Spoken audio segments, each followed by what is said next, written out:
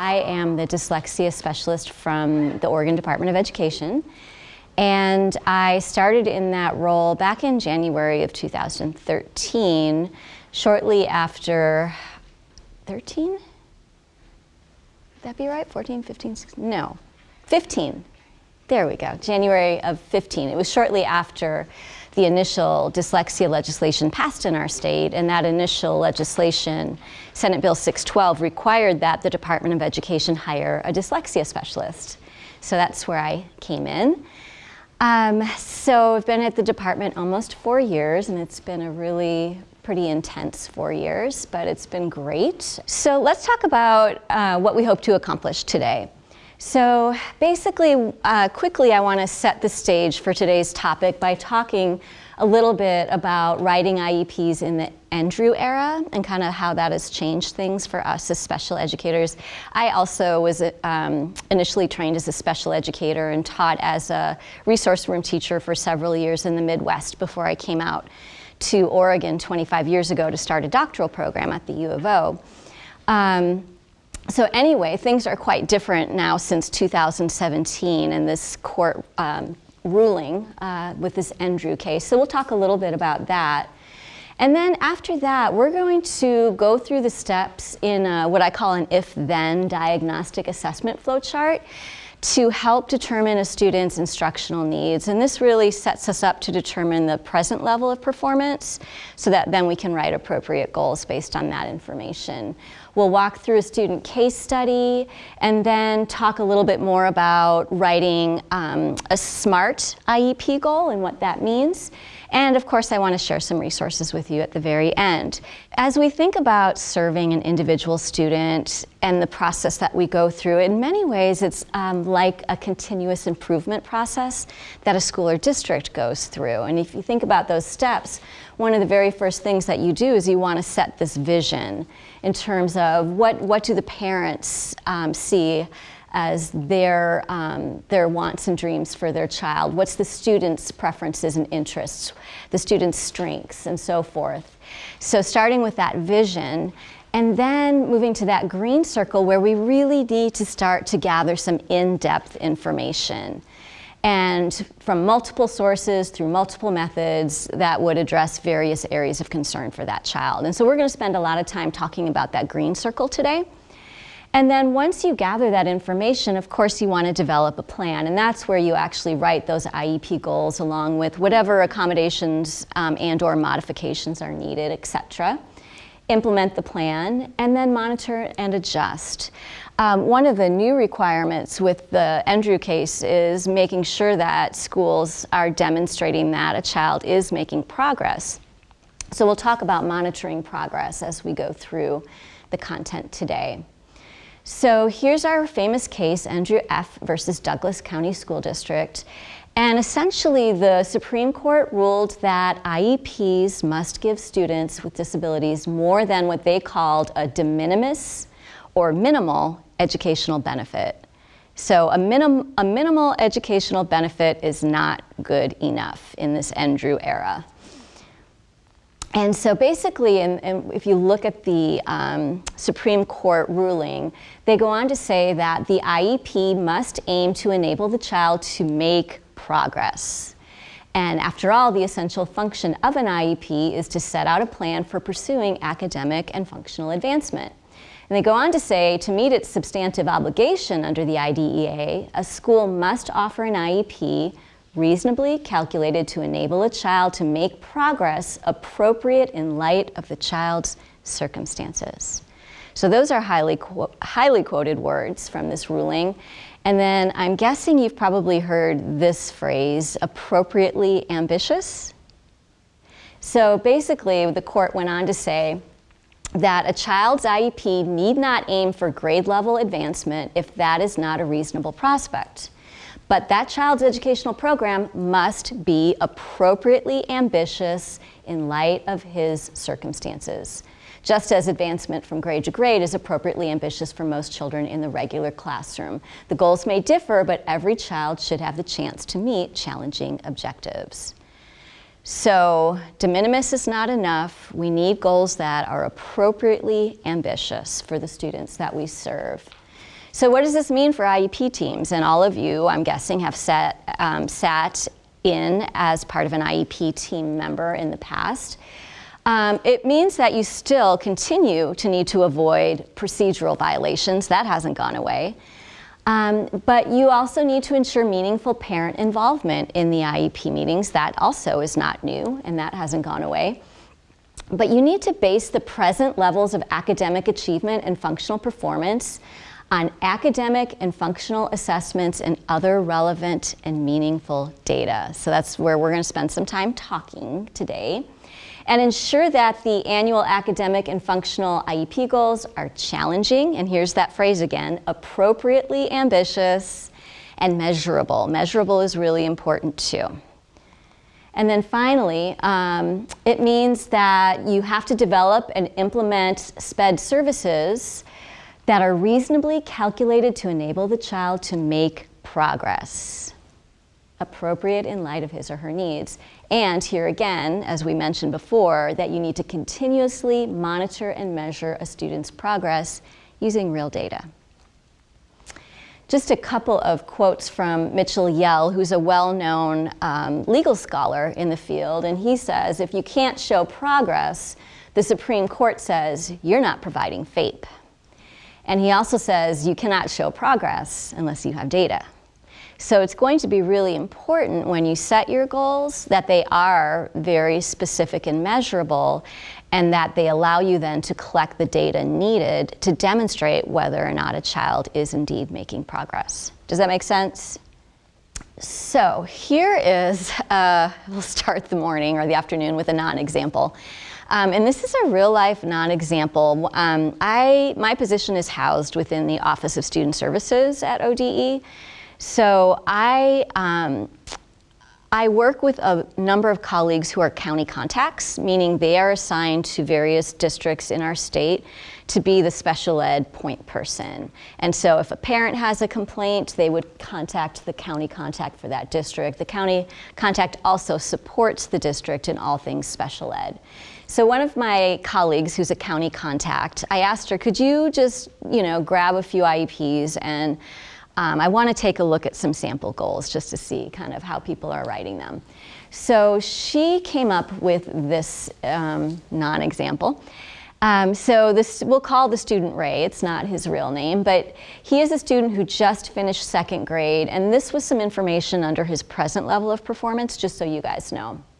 So at the end of 2nd grade, he scored in the 14th percentile on passage comprehension and low average on reading recall. He read 18 correct words per minute on Dibble's end of year 2nd grade oral reading fluency passage, and the goal is 72 correct words per minute at the end of 2nd grade. He read with 67% accuracy on those passages, and the goal is 96% accuracy at the end of 2nd grade. He scored at the 1st grade level on high frequency words, and he scored at the kindergarten level in word recognition, phonics, and spelling. So you can see Ray is really struggling in the area of reading. So I want to show you that he had one goal related to reading on his IEP, and I want to show it to you, and hope I don't shock you too much. I was like, whoa, are you kidding me? So here's his goal.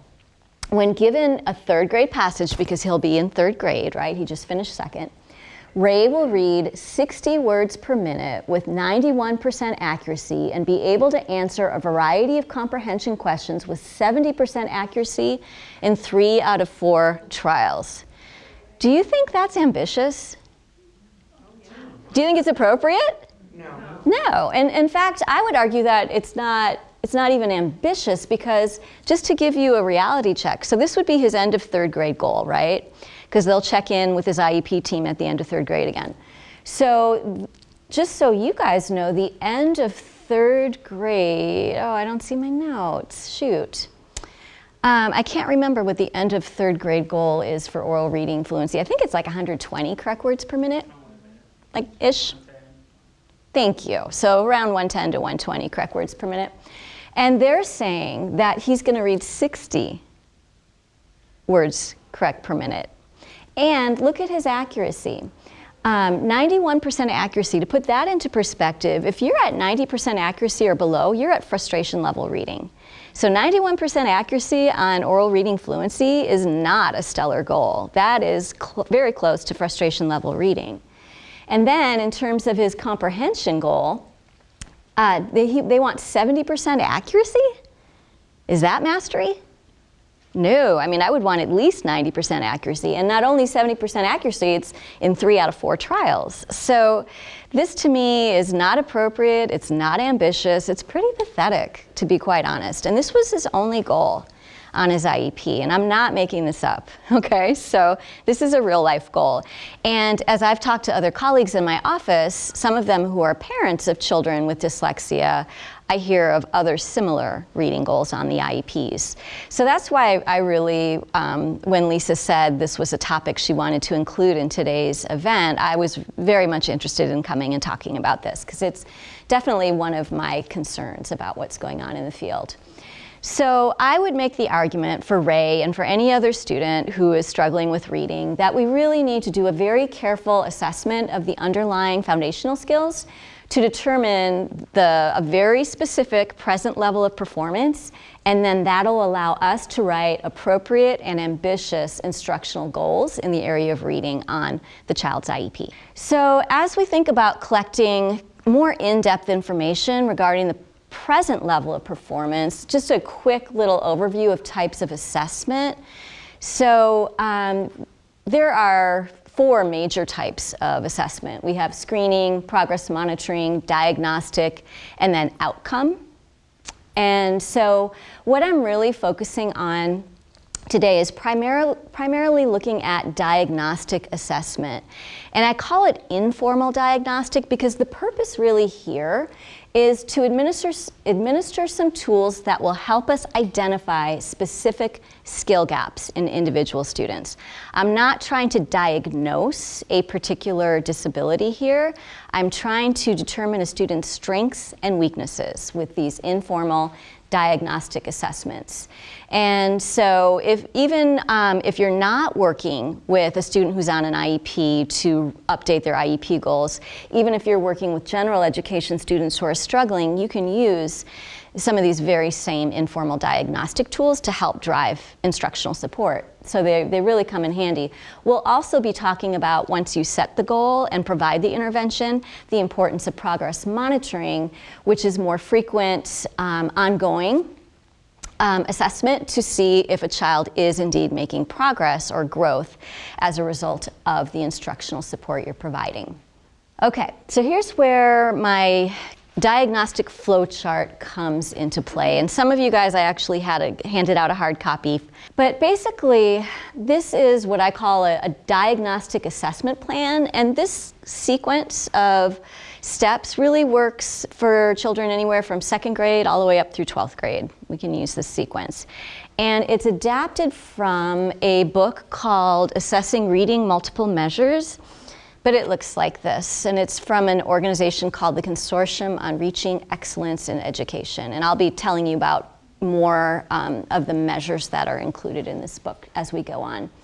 But basically, they had a flowchart. They have a couple of flowcharts, one for like K1, and then they have one for 2, 3, and then they have one for kind of 4 and up. And I sort of simplified it and came up with one for grades 2 through 12. So it's adapted from here. And I just want to walk you through the steps here because, again, I want us to get very specific information about the present level of performance. So I don't know if you can see it, but at the very top, there's the word start in green. And so that's where we're going to start. And we're going to administer a series of brief measures. And based on how a student performs on a measure, if they're low, we go down in the flow chart. And if they perform at grade level on that particular measure, we would go over to the right on this flow chart. So we'll walk through. So you can see the very first box under start. It says reading comprehension. So especially when you are trying to get a sense, perhaps for a whole classroom of students, of where students stand, in terms of their reading skills, we can actually very quickly administer a measure of reading comprehension. And here are a few examples of measures that are out there. The first example is from the Dibbles 8th edition, which is basically supported by the U of O and offered to all Oregon districts for free. And they have one of their measures is called MAISE, and I'll just show you what the MAISE looks like, but it's a measure of reading comprehension. The core book, this book here, has a very similar reading MAISE measure for various grade levels, so this would be another option. If you're a district that uses Ames Web Plus, they have a reading comprehension measure, which I believe is more passage reading with questions. Same thing with Easy CBM. They have a reading comprehension measure as part of their tool. So these are all ways that you can pretty quickly get a read on a child's reading comprehension. So you can it'll help you figure out what to do next. So this just happens to be a little screenshot of a 5th grade passage from the Dibbles 8th edition MAISE measure. And the task is basically the child has 3 minutes to read the passage silently. And they usually say about 7th word, but you can see it varies here. But roughly about every 7th word, one of the words is missing, and a child is given the choice of 3 words in a box, and they have to circle the word that makes the most sense for that sentence. You administer your reading comprehension measure, whether it's Easy CBM, Ames Web, Dibbles, what have you, and you're at your first decision point. If a child's at grade level, then you're actually in good shape, and the child can continue to work on grade level curriculum. I'm guessing most of the students that you work with, if they're on an IEP for a specific learning disability in the area of reading, they're likely not to be at grade level on reading comprehension, so we absolutely need to dig deeper. And just because they score poorly on this measure of reading comprehension doesn't mean that your IEP goal is to focus on reading comprehension. I'm going to make the argument that we're going to need to dig deeper and find out what's going on here, okay? So let's say our child scored low on reading comprehension. So the next step in your flow chart is to administer oral reading fluency. And I know all of you have administered oral reading fluency measures. Here's just a sampling. Again, we have Dibbles, Easy CBM, Ames Web Plus, FastBridge has a CBM reading. And again, the core multiple measures book also has some oral reading fluency passages in there for various grade levels as well.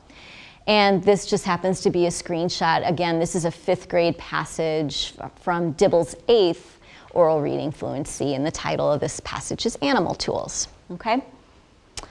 So you just administered the oral reading fluency measure, and you're at your second decision point now.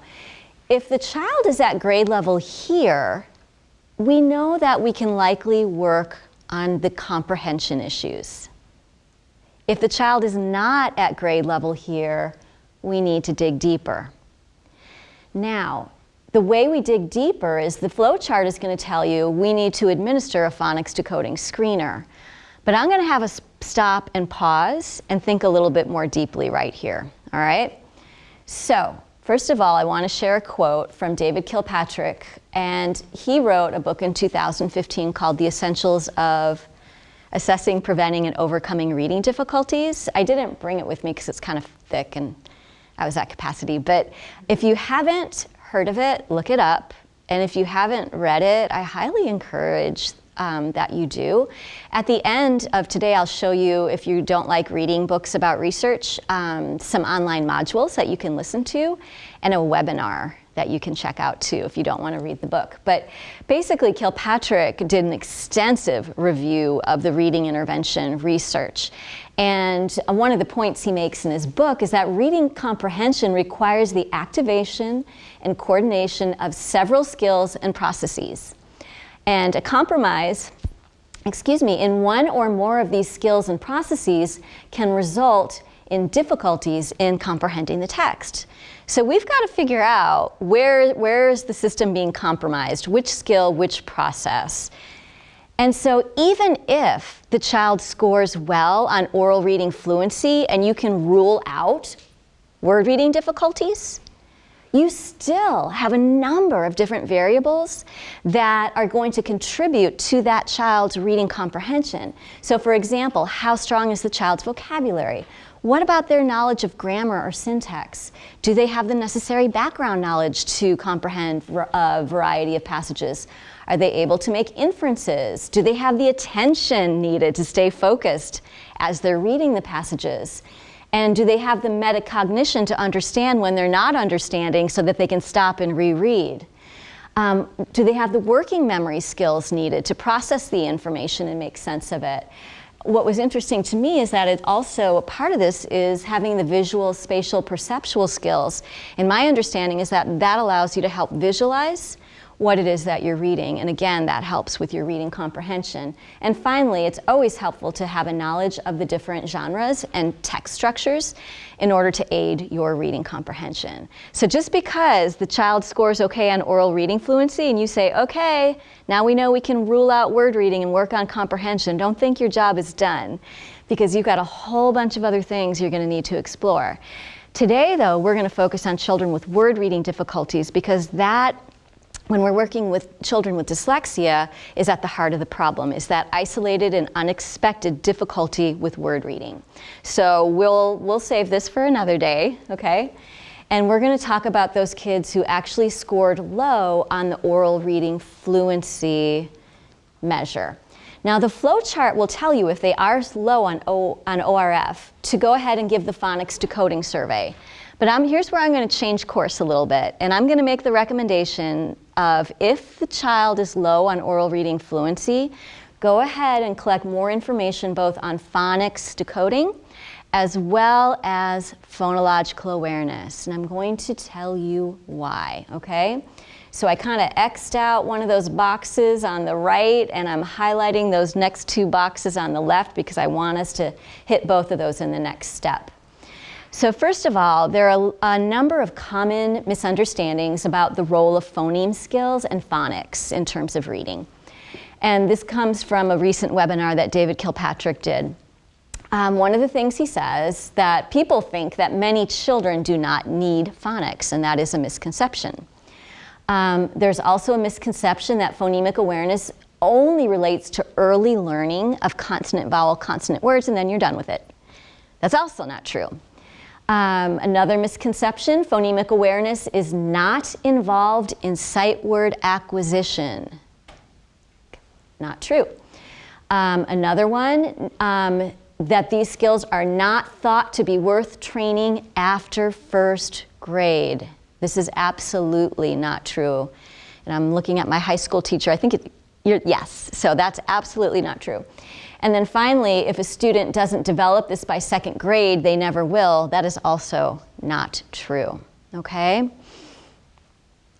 So what David Kilpatrick says about reading fluency is this. He says that poor fluency signals there's a problem.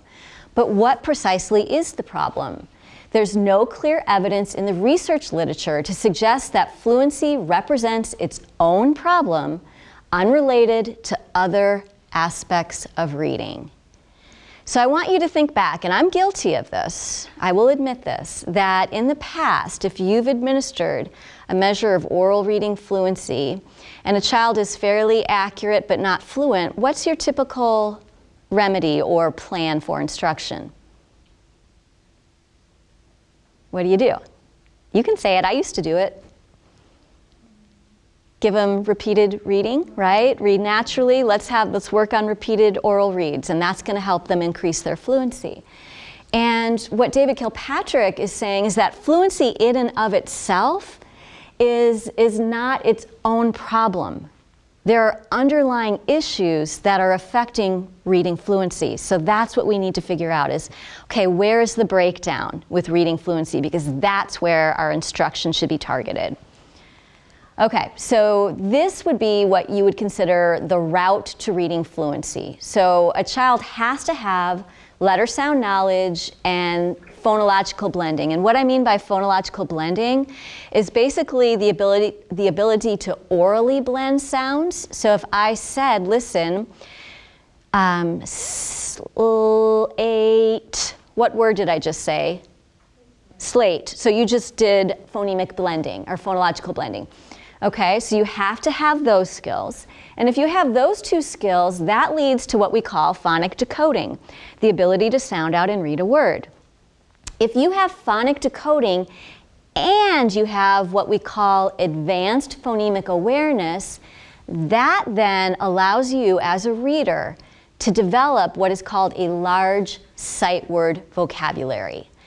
And what I mean by sight word vocabulary are the words that you have stored in long-term memory that you can quickly and efficiently access upon sight. You don't have to stop and sound it out. You've already been through that step several times. You have now internalized that word, okay? Because if you have, according to Gilpatrick in his review of the research, if you have a large sight vocabulary, sight word vocabulary, that is what leads to instant and accurate word reading or fluency, okay? So you might be wondering, well, what does he mean by advanced phonemic awareness? And he defines this quite specifically in his book. And what he means by that is phoneme manipulation.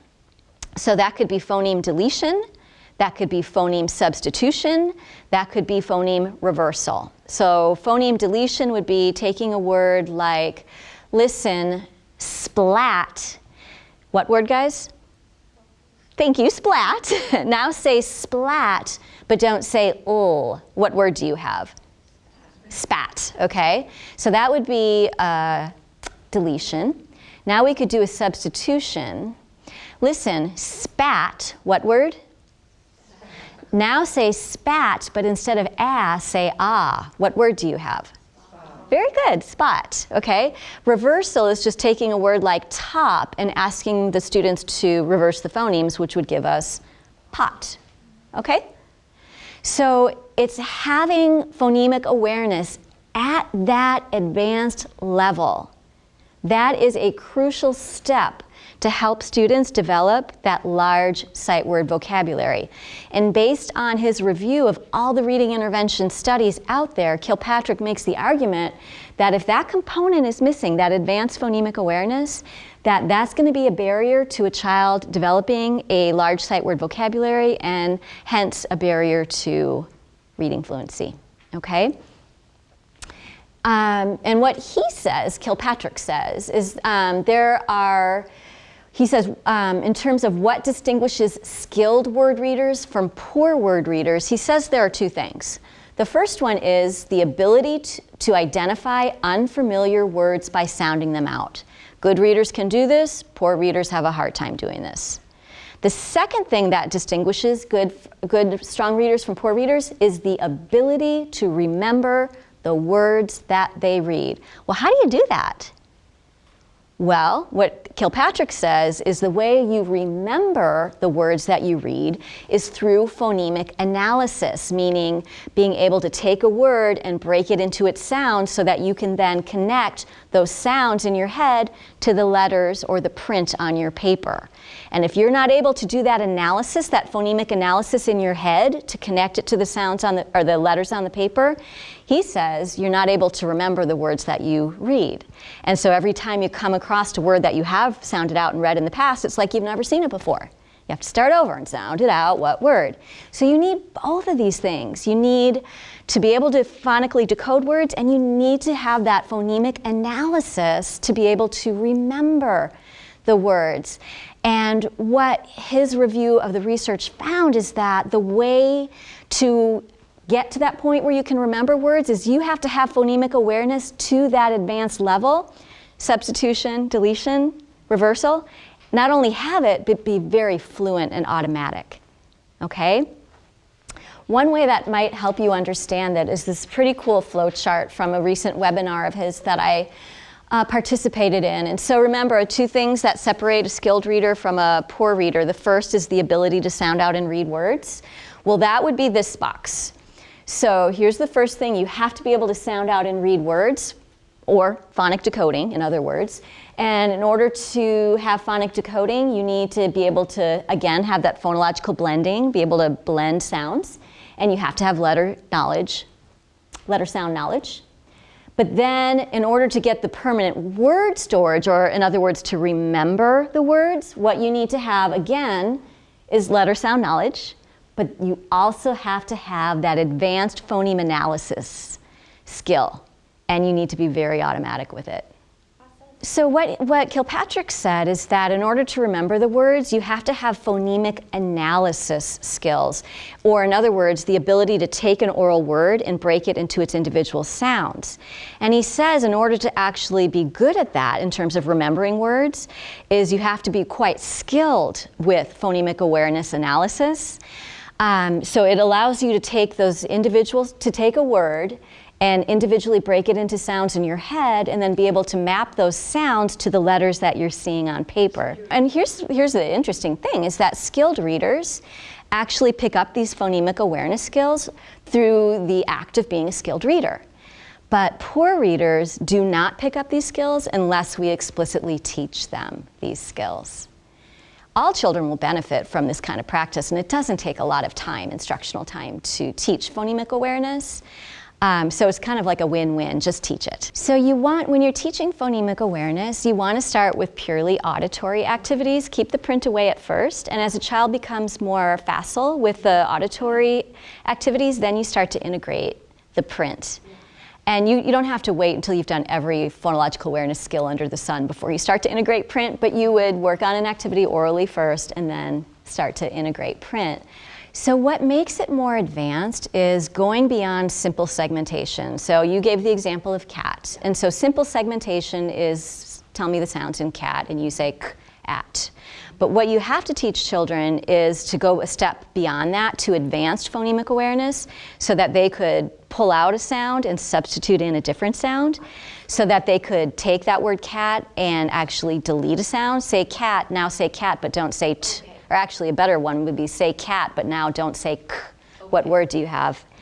And it's getting to that level of proficiency that really allows a child to map those words to memory. So that's the mapping isn't the writing of it? Nope, it's more mapping oral sounds to print, and it happens up here.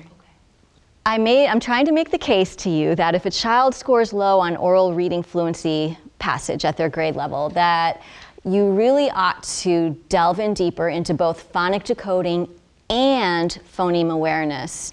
And what I have up here are just a series of different measures that are available that would allow you to do this. And these are, again, informal diagnostic assessments. You don't have to be a school psych to administer these, but some of them are standardized. But let's talk about phonic decoding first. So one of my very favorite phonic decoding surveys is called the Houghton-Mifflin Phonics Decoding Screening Test. And I've been using this particular phonic decoding screener for like, I don't know, 15 years. It's been around a long time. If you Google Houghton-Mifflin Phonics Decoding Screener, you will get a PDF of it, like somebody has posted it. I didn't do it, but somebody did, so you can access it all there. And I'll kind of show you what's included in that. But there's a very similar phonics decoding survey, again, in this multiple measures book. And they also have a Spanish version, if any of you are working with Spanish-speaking students, of the phonic decoding survey in here. The program that I used to use in the reading clinic that I directed at the U of O was their Phonics Boost, and then they have like a fast cycle of Boost, which is called Blitz. Where they have complete lessons that include passage reading and word work, but also some pretty advanced phonological awareness skills. So we used that with some older children at the reading clinic with good success. But those are kind of some options for you. And if you're curious about this Houghton-Mifflin Phonics Decoding Screener, this is the cover sheet, the teacher record form, so you can see what's being assessed. So you do start by asking the child to name letters, uppercase and lowercase. And then you go on to ask the child to say the sounds of the consonants and the sounds of the vowels, long and short, which is really important. Because if there are holes there, that's going to affect phonic decoding, and it's going to affect that building your sight word vocabulary. Orthographic mapping is what Kilpatrick calls that. So after you assess those areas, you go on to present a series of words, and they're organized by word type. And you start with the easiest, which is words with short vowels in CVC words. So a word like rap, right? Or tap. But what's really cool is for each word type that's in this list, there are both real words and nonsense words. And that, I would argue, is critical when you're doing your phonic decoding screener, if you really want to get a good idea of specifically what skills the child has and does not have. So you can see we go all the way up into multisyllabic words, 2-syllable and then multisyllabic. And then at the last part of this assessment is a spelling piece, which I would also argue is critical, that when you're digging deep, that not only do you assess the phonic decoding, but also the spelling. So we've got these, there are 20 items, no, 16 items, no, 20, yeah, there are 20 items here. So this is one option that you could do for a quick spelling assessment, and there are others out there too. And Lynn, remind me the name of the one that you always train on, but something with a B?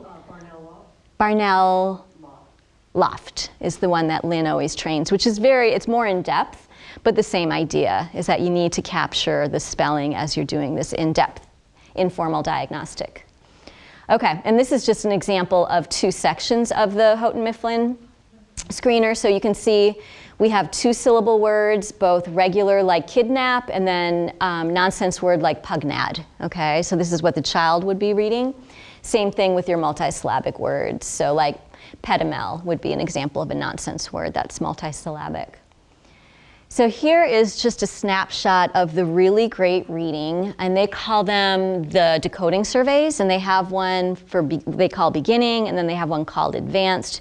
Again, you can download these for free, and what I like about them is that, I know you can't see this very well, but you have all of the words and sentences that you present to the child here, but over here are sections that allow you to code the child's errors. So was the error on a blend? Was the error on the medial vowel sound?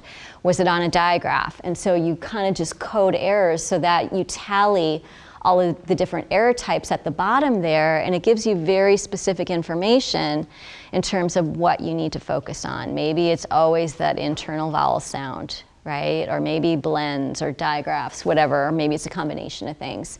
So this is a snapshot of their beginning decoding survey, and then this is a snapshot of their advanced. And you can see down here that they do have multisyllabic nonsense words like kimplut and gruckle and derper, etc. So they have nonsense mixed in as well, which is really nice. So let's talk phoneme awareness for a second and what kind of informal diagnostic assessments are available to you. So one that you likely are to be familiar with is like a phoneme segmentation fluency measure, and many of the different tools include one of these. Dibbles, for example, does have that, and we'll look at that. The core book has a phoneme segmentation test. The core book also has a phoneme deletion test, so getting at the advanced phonological awareness skills. The core book also has a Spanish phoneme deletion test, which is kind of nice. And then there's a really unique assessment that I wanted to share with you briefly called the Phonological Awareness Screening Test, or PAST. So we'll look at each of these quickly. Let me go back to, there we are, phoneme awareness. So this is probably the most well-known measure of phoneme segmentation. It's called Phoneme Segmentation Fluency. This one happens to be from Dibble's 8th edition. This is typically a measure that you don't administer past first grade. But even if I'm working with older students, I like to start here and just make sure that they have this skill instead of just assuming that they have this skill.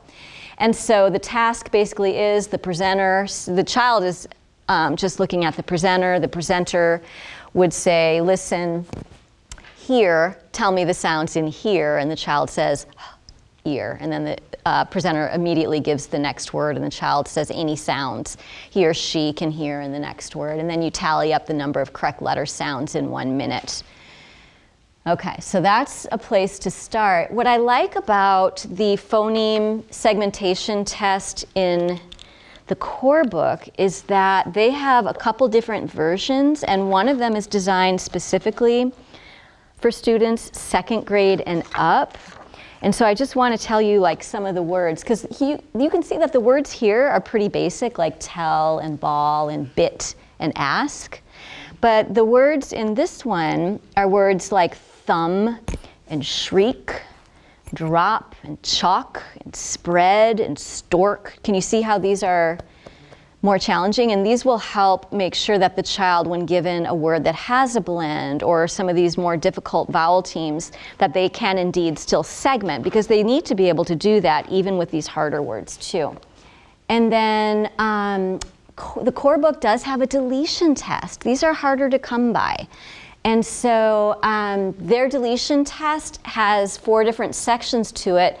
By the time you get to section D, part D, the words are things like, listen, blend, now say blend, but don't say ul. What word do you have? So they get pretty tough because you're working with words with blends in them, but you start off a lot easier. Listen, tower, now say tower, but don't say t. What word do you have? Hour, right? So it's just pulling off that first sound, which is easier. So this one is not timed, and that's kind of a bummer, but it does give you some information about what a child can do and can't do in terms of deletion. Okay, so it's a good place to start. Here is probably the most comprehensive phonological awareness test if you really want to get at advanced phonemic awareness. And this is the one that's called the PAST, or the Phonological Awareness Screening Test.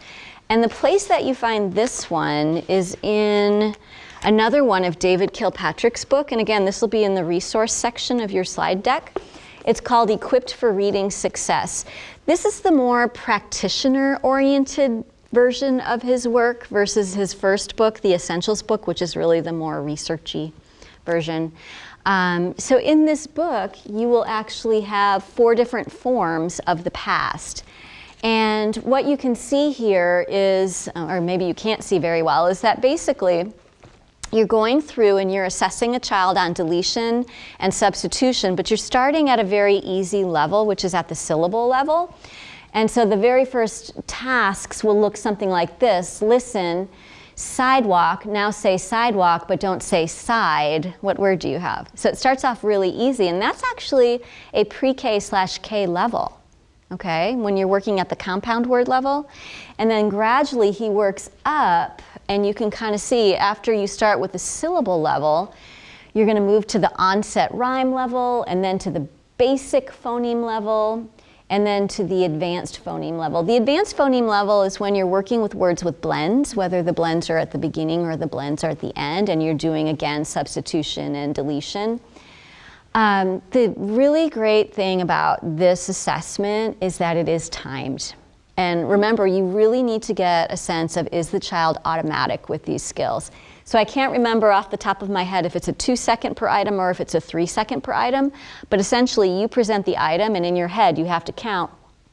And if the child doesn't respond within that period, you have to mark it as not being automatic. So each item gets 2 scores, correct, yes or no, automatic, yes or no. And so when you tally overall, you're going to tally what was the number correct and what was the number automatic. And when you're determining your instruction, you would start where the child, even if they're correct, if they're not automatic, that's the level you want to start with. Okay? You have to be automatic and correct in order to rule that level out. And again, he has forms A, B, C, and D. So this is something where you could write an IEP goal related to this, and then quarterly you could re-administer to measure progress, which is exactly what we want to be doing. Okay, so remember, the decision point that we are currently working on is the child bombed oral reading fluency at grade level, and so we're digging in deeper to look at phonics decoding and at phoneme awareness. And so essentially, what I'm going to argue, and you can see I crossed out at the top, is if a child looks okay on the phonics decoding survey and they bombed oral reading fluency, what that box up there says is work on fluency strategies. And I'm going to say, nope, we know more. The research tells us more now. Instead, if a child did poorly on even if a child did okay on the phonics decoding screening, and you assessed phoneme awareness and you found, oh, there's the hole, you are going to work on whatever areas in the decoding survey and the phoneme awareness survey that they did not perform at mastery on. Okay, and I'm guessing there are going to be skills across both of those areas that you're going to need to include on the IEP and in their instructional support. Okay, these are some special considerations. I kind of hit on them, but I want to make sure that I'm very explicit with these. And these, again, come from Kilpatrick's book. And what he says is when you're doing this kind of assessment, it's really important to include a timed element to your phonological awareness tasks. So that would be your ideal situation, like using the past or using phoneme segmentation fluency. I would argue you could probably even add a timed element to some of those substitution and delete, or excuse me, segmentation and deletion assessments in the core book, just to kind of measure how long it's taking the child. He stresses that you really need to make sure you're including nonsense word tasks in addition to regular word tasks. Otherwise, children can sneak by you because they get really good at memorizing words, right? So we have to have nonsense word reading. He also says, just like with phonological awareness, the ideal scenario is to have timed nonsense words. That this is a better assessment of a student's proficiency in phonic decoding than untimed nonsense word. And I'm guessing, I've worked with these kids, you guys probably have too, where they can sound it out and read it, but it takes them forever. Well, I would want to make sure that, and I'm thinking about that flow chart, I would want to make sure that they can blend phonemes and that they could segment phonemes. I would verify that. That's kind of the low part. That's where I would start. And kind of part of it depends on grade level. We're talking grades 2 and up. If you're working with the itty bitties, then I would go lower and work on things like can they rhyme, can they isolate first sound, right? Things like that. But with these older kids, we can rule out phoneme blending and phoneme segmentation first. Just start there. Does that make sense? Because you have to be able to do those things to do orthographic mapping. Okay. Oh, and the other point that Kilpatrick makes is if you're relying too much just on passage reading as your measure of reading, is that kids get really good at mimicking what looks to be fluent reading, especially if they're reading a passage where they have a lot of background knowledge, okay? Gotta dig deeper. So let me quickly walk you through my student case study, and then I want to talk about present level of performance and writing goals. So this is a real life kiddo who I just assessed sometime over, I guess it was in the spring or summer, I can't remember. It was recently, within the last 6 months I assessed her. And she's 8 years old, which means she was a 3rd grader at the time of assessment, female, and it was the middle of 3rd grade. So it was, I think, late winter into spring. So I wanted to go ahead, and this was actually a colleague's daughter, and he had concerns about her. So I went ahead and I started by checking on her reading comprehension, and I gave her the Dibbles Next 3rd grade maze measure just to get a sense of where she was there. Well, guys, she had an adjusted score of 0. She could not do the maze measure. So we quickly moved on. She was well below benchmark, obviously, for the middle of 3rd grade. So I went on and I gave her the middle of 3rd grade oral reading fluency passages from Dibbles Next, and I gave her 2 of them. On the first passage, she read 15 correct words per minute, ouch, with 63% accuracy. And you can see that her performance on the second passage was almost identical. And just for a point of reference, the goal for the middle of 3rd grade is 86 correct words per minute with 96% accuracy. So as you can guess, she's well below benchmark for mid-3rd grade. So really looking low at this point. So I wanted to look at her phonic decoding and her phoneme awareness. So one measure I gave her that we haven't talked about yet is the measure of nonsense word reading fluency. So we did talk about the importance of assessing on nonsense words. Here's a measure that is a timed measure of nonsense word reading, and it's one of the Dibbles measures. So basically you give her a sheet of paper that has just rows of nonsense words, and they're all CVC words, like PEV or Riz, or you name it. They're CVC words that are nonsense words. And so basically you give her a minute to read those nonsense words, and then after that minute you count up the number of correct letter sounds in that minute. So even if she only got 2 out of 3 sounds in a word, she gets credit for those 2 sounds. And then you also calculate the number of whole words that she read correctly at first sight, okay? So after a minute, she scored 30 correct letter sounds and she read 1 whole word correctly. And so this is a measure that we typically only administer through the end of 2nd grade. And remember, she's mid-3rd grade, but I wanted a timed nonsense word measure, so I went ahead and gave it to her. So to give you a point of reference, the goal is 54 or more correct letter sounds and 13 or more whole words read correctly in a minute at the beginning of 2nd grade. So a year and a half ago, she should have been there, and here we are, the middle of 3rd grade, and you can see where she is with nonsense word reading.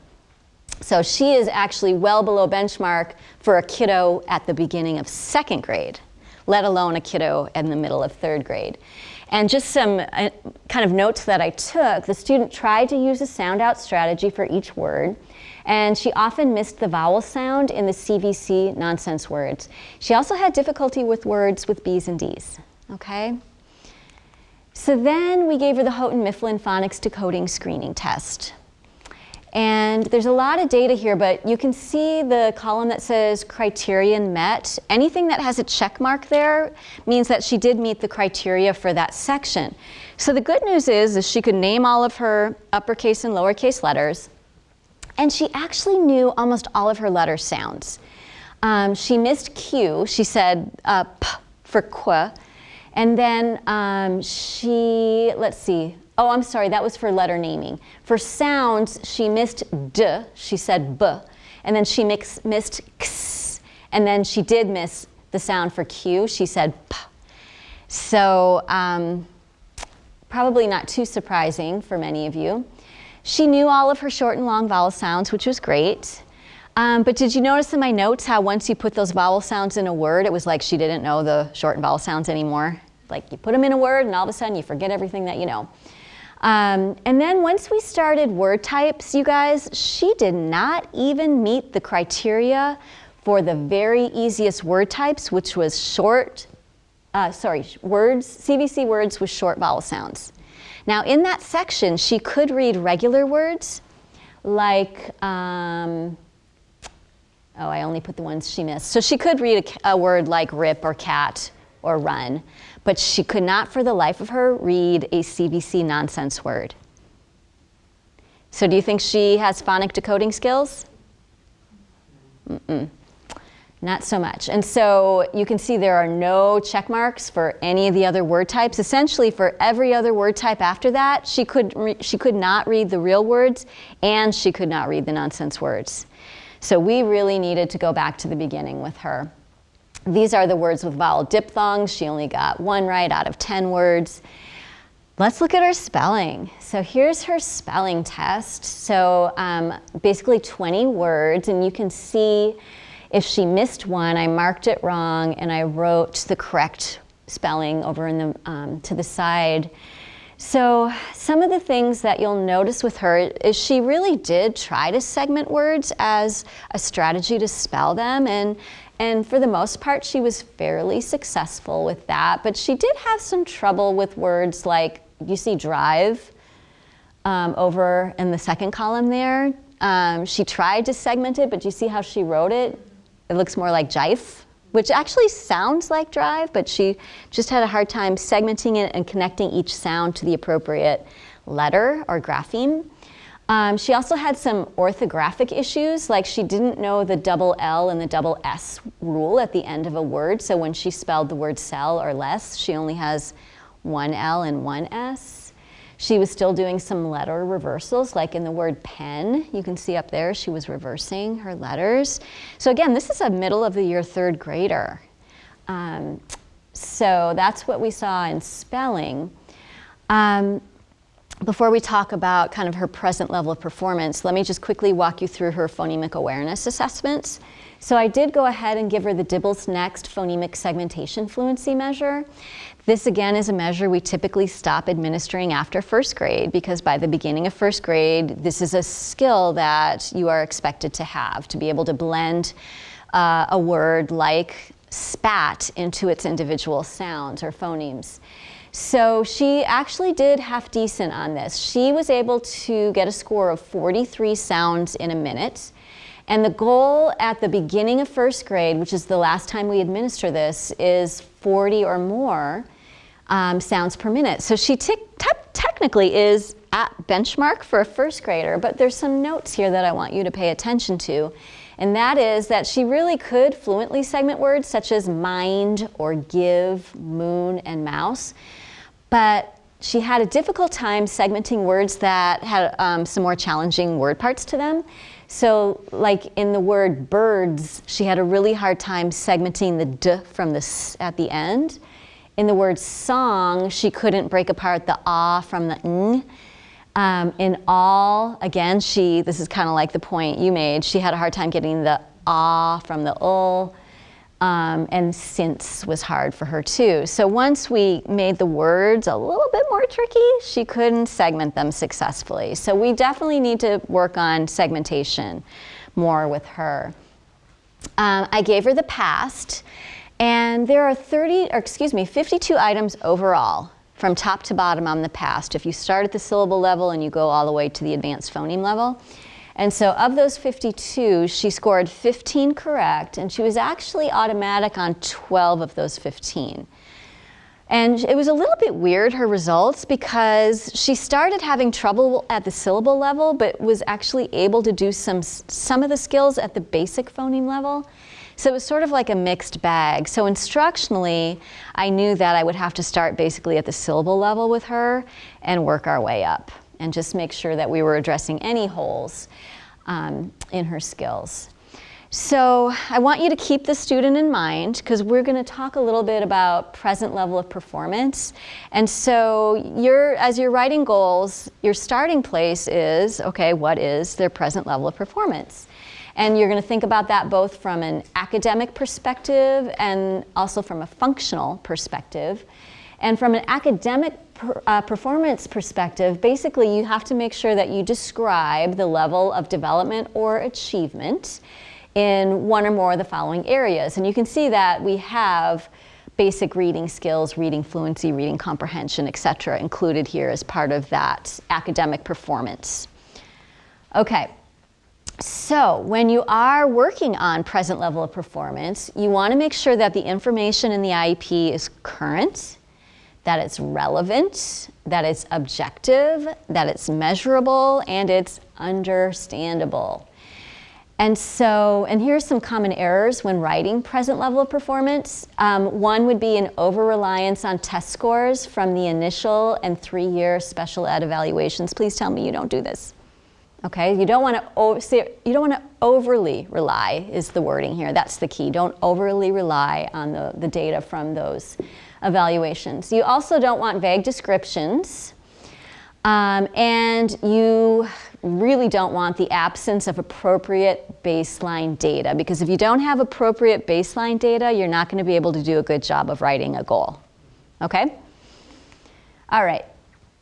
Let's see. And so ideally, if you have progress monitoring data from a valid and reliable tool that you have already administered, this would be the perfect place to gather your present level of performance data from, because that's going to allow you to describe in a very concrete, measurable way that present level of performance, okay? And this would be an example of one part of the present level of performance for our case study kiddo.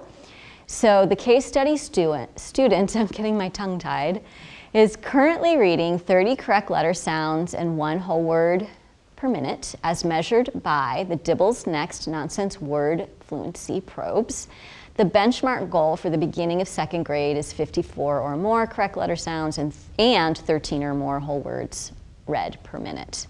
So this is going to be part of her present level of performance. So let me ask you, think about this. Is it current? Let's say that I was going to write her goals shortly after I assessed her. Okay. Is it relevant for her? Yeah, because she can't do it, right? Is it objective? Is it measurable? Yep. And did you understand what I said? I should probably write out my acronyms though, right? I could write out correct letter sounds and whole words read. Okay, so that's what we're shooting for, because if you have those characteristics, we can write good goals.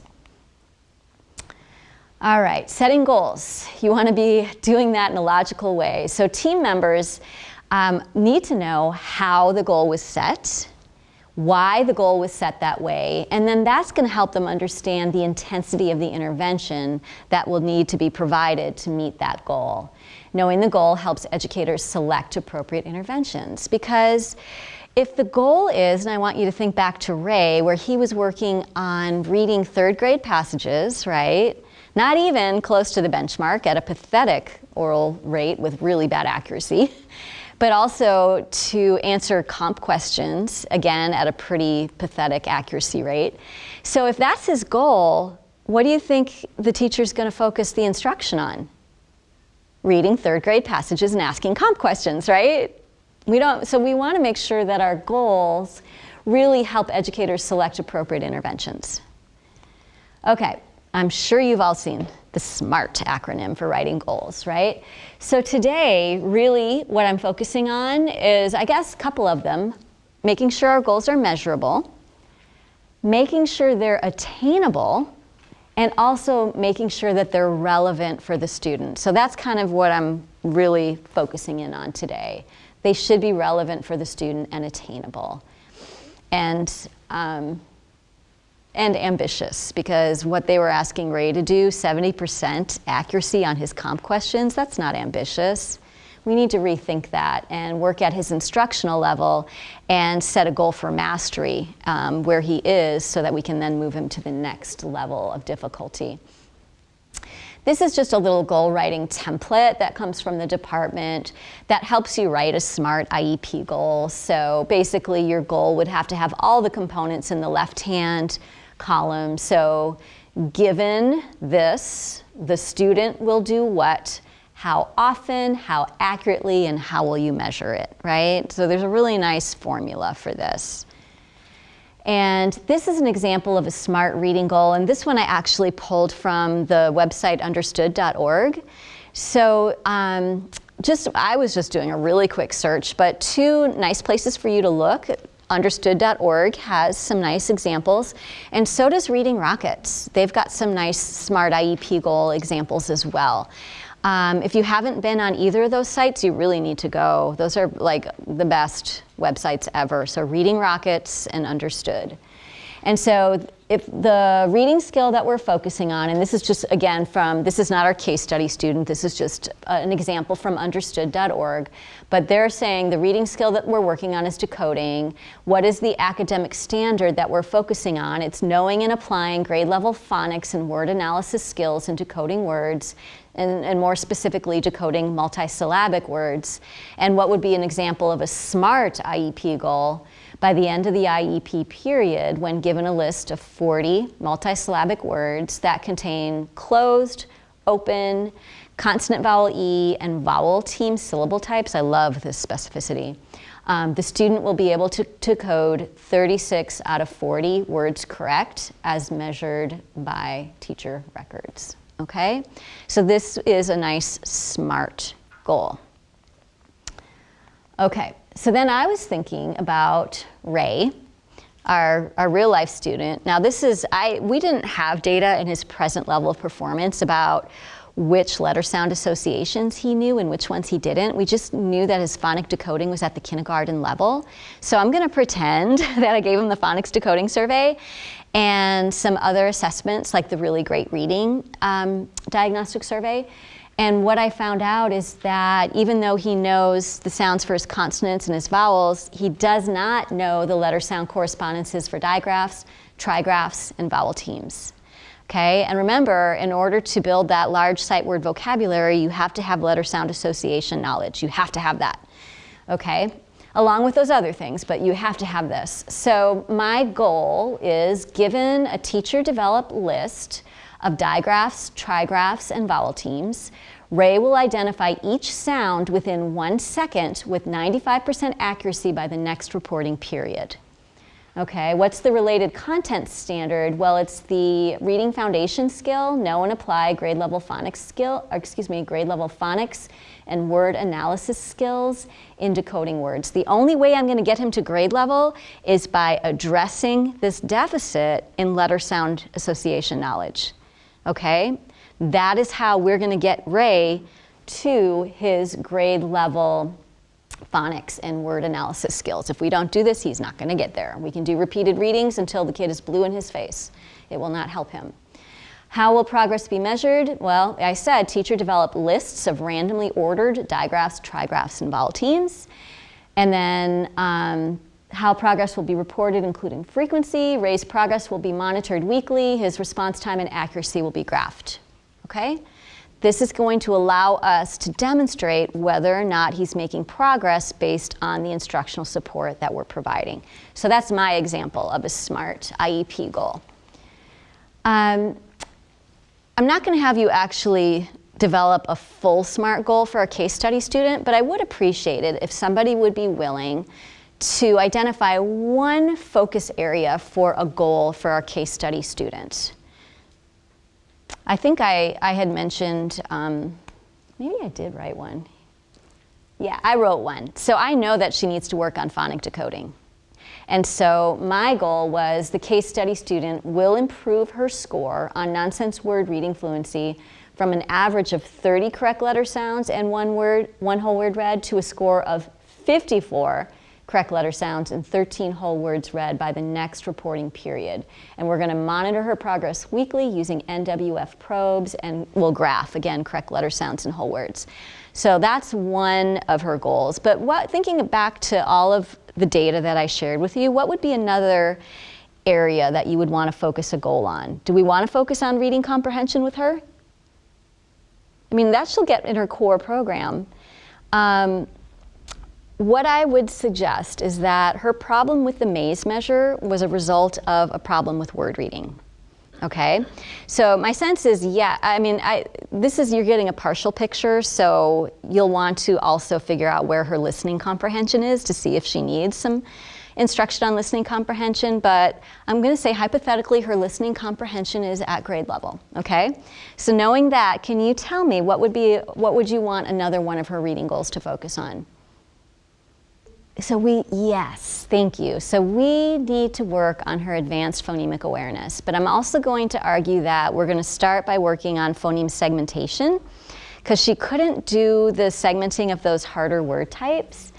And so I would probably write two phonemic awareness goals, one related to segmenting harder word types, and then another related to those advanced skills.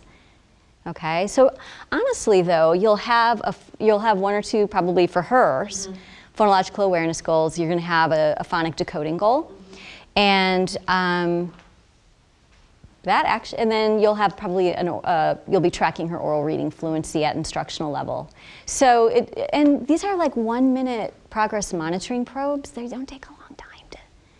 Yeah, I honestly, as a teacher, don't think I could live without doing that. So there are 3 different ways that you can set a goal. One is that you can use the benchmark from your tool. And that's what I did. Even though it was the 2nd grade benchmark, I knew that was the benchmark. So on nonsense word fluency, you stop giving it after 2nd grade, and where you need to be in 2nd grade is what I had said, 54, right, and 13. So that was the strategy that I used for setting her goals. I focused on the 2nd grade benchmark so that once she showed that, I knew we could move on to more difficult decoding goals.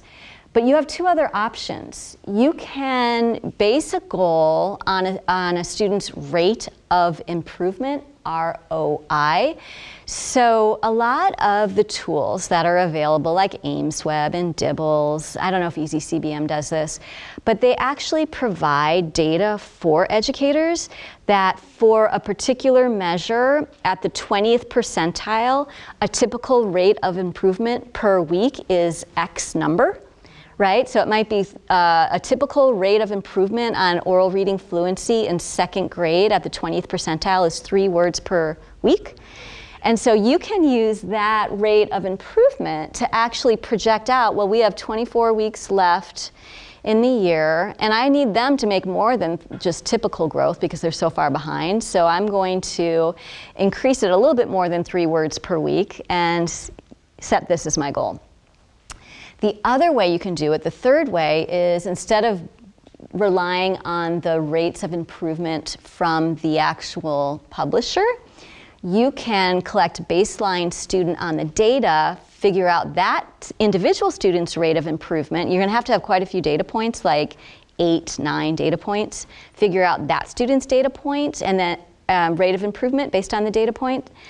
And then multiply that times 1.5, because again, we don't want just the regular growth, we need accelerated growth to catch them up.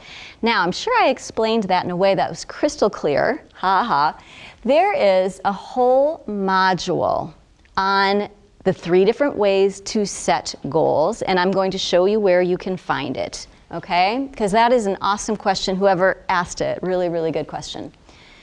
Okay. Oh, real quick, I want you to ask yourself moving forward into the school year if your IEP goals could pass the Stranger test. So if you handed your colleague your IEP goals for a particular student, do the goals connect to the present level of performance? What questions would they have? What progress would they expect to see? So would they be able to take your goals and run with them, essentially? Okay. So let me show you where you can find that wonderful module on how to set a goal. So the National Center on Intensive Intervention is the place to go. So this is their homepage, okay?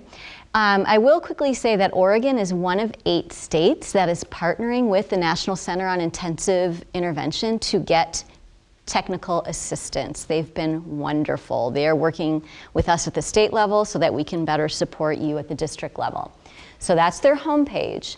And then this is actually the link to the module on goal setting. And the handout that I had up on my slide is right here. The handout is called Overview of Academic Progress Monitoring Goal Setting. And that's where it gives you specific instructions on the 3 different ways for setting a goal. But you don't have to go straight to the handout. You can actually go through the PowerPoint modules and you can have them teach you by going through the PowerPoint. So that's a good link to go to.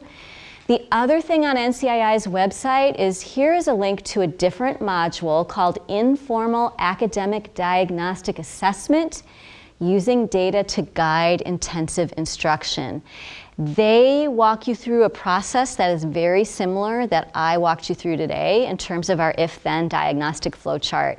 So take a look at their stuff too. So this is how you get to that module.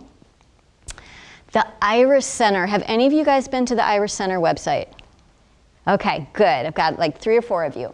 So it's based at Vanderbilt, and it's a national center dedicated to improving educational outcomes for students with disabilities.